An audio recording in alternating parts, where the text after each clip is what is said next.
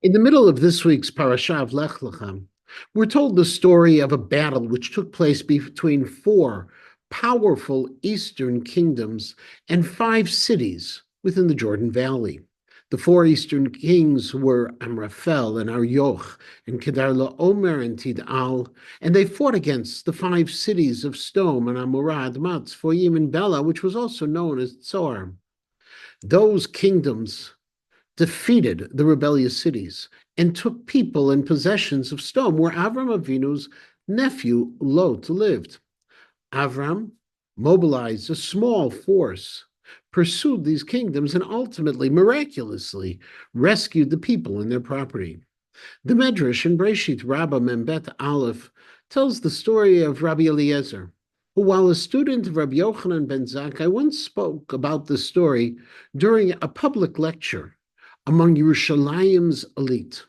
The gathering included influential and powerful people like Ben Tzitzit HaKeset and Nakdimon ben Gurion and Kalba Savua.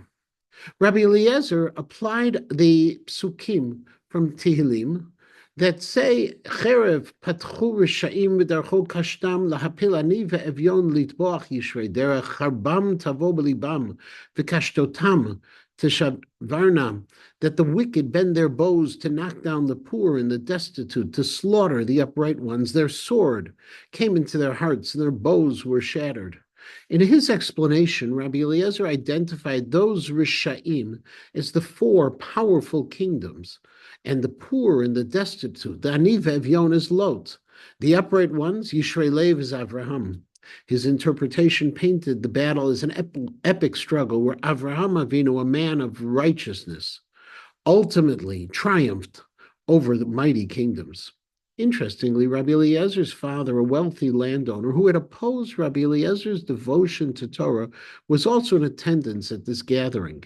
And before the gathering began, he had intended to disown him.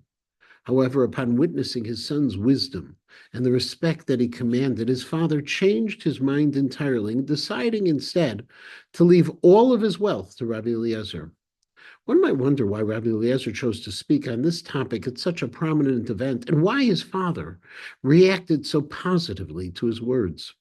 Rabbi Menachem B. Sachs Zatzal in his Menachem Tzion suggests that this gathering might have taken place during a desperate time for the Jews of Yerushalayim, as the city was under siege just before the destruction of the second Beit HaMikdash. During this tense time, Yerushalayim's different Jewish factions were bitterly divided over how to confront the crisis.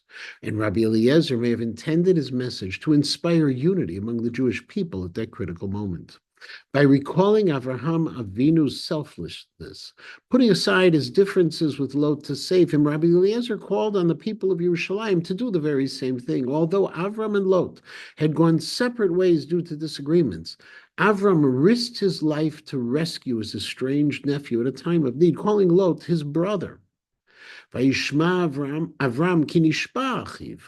And therefore, Rabbi Eliezer's message was clear in a time of crisis. It's essential to overcome divisions and work together for the greater good. He urged those in attendance to prioritize their shared values and strive for unity to face their common struggles. And this was not only a powerful and courageous message, it was the message that ultimately led his father to understand that his son had chosen a path of greatness by choosing the path of Torah.